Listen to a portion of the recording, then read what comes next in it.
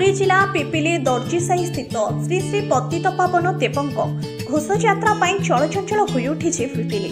एने रथयात्रा परिचालना कमिटी पक्षर समस्त प्रस्तुति आरंभ हो जाइथिबा बेले आज उक्त मंदिर प्रांगण में समन्वय कार्यकारिणी बैठक अनुष्ठित हो जाइछि।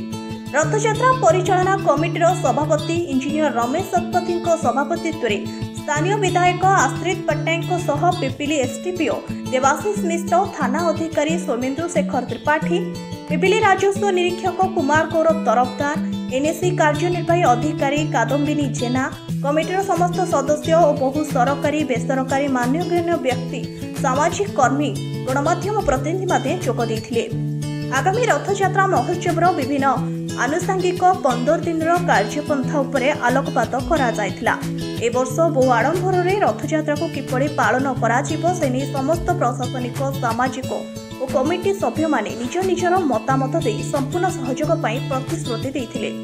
सभा कार्य को अनुष्ठान साधारण संपादक प्रभात कुमार महापात्र सुपरिचालना करथिबा बेले सह संपादक रमेश महापात्र धन्यवाद देथिले।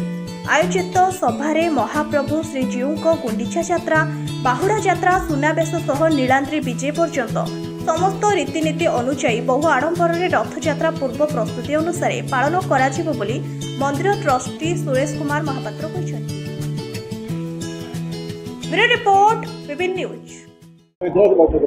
आज पिपिली रथयात्रा 2025 मसीह जहाँ अनुष्ठित होगा जाऊँगी तार समन्वय कार्यकारिणी बैठक है जो थे मान्यवर विधायक श्रीजुक्त आश्रित पट्टनायक आसते, Pipili SDPO Debashish Mishra, IASC Somendra Shekhar Tripathi, electrical SDO Manas Mohanty, Pipili NSC executive officer Kadambini Jena महोदय जोग देते, फायर ऑफिसर भगवान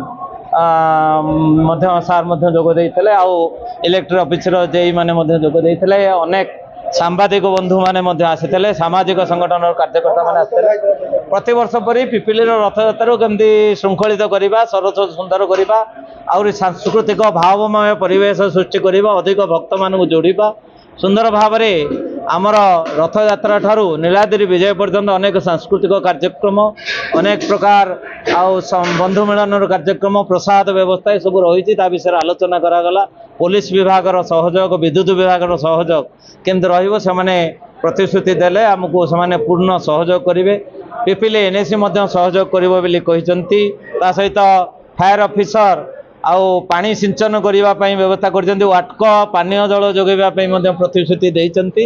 एभली भाव में समस्ते पारस्परिक सहयोग चलित वर्ष रथयात्रा को सामूहिक भाव में श्रृंखलित भाव में आउ सफल करने आगभर होती। बर्तमान आमर संपादक मत समस्त बरणी कहले समस्त कथा केमती संपादन हम सुरक्षित भाव में हम सब कहले। आज गोटे पूर्णांग बैठक होता जो समस्त जोग देते, पदाधिकारी, सामाजिक भाई मैंने आम मेम्बर मैंने समस्त जोग दे समस्त मतामत रखी सहयोग कामना करके जमी रथयात्रा श्रृंखलित भाव में हम।